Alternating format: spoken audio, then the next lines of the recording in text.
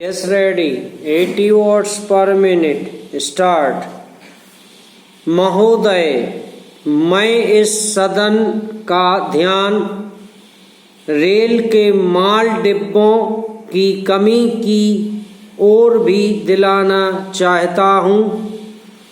माल डिब्बों की कमी होने के कारण हमारे व्यापार को नुकसान हो रहा है।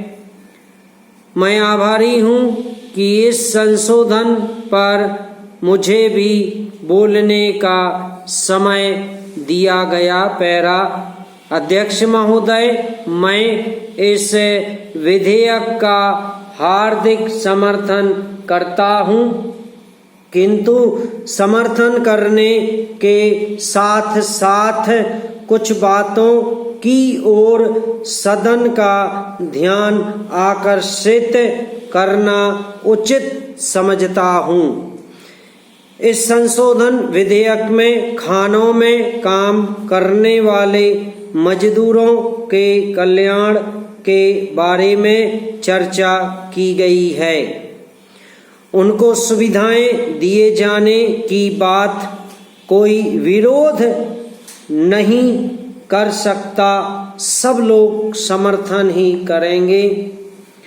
हम देखते हैं कि मजदूरों का जितना भला होना चाहिए था उतना नहीं हो पाया है। पैरा इस बात की चर्चा करते हुए मैं दो बहुत ही महत्वपूर्ण बातें सदन के सामने प्रस्तुत करना चाहता हूँ। अभी कुछ महीने पहले मजदूर संघ की रैली हुई थी। इस रैली में बहुत बड़ी संख्या में खानों में काम करने वाले श्रमिक भी आए थे।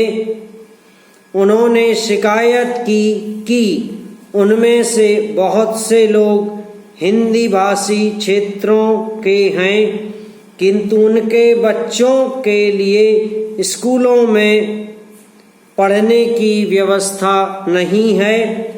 सरकार का यह नियम है कि अगर काफ़ी संख्या में इस तरह के लोग हों और जिस भाषा को भी वे जानते या बोलते हों, उसी भाषा में शिक्षा देने की व्यवस्था होनी चाहिए।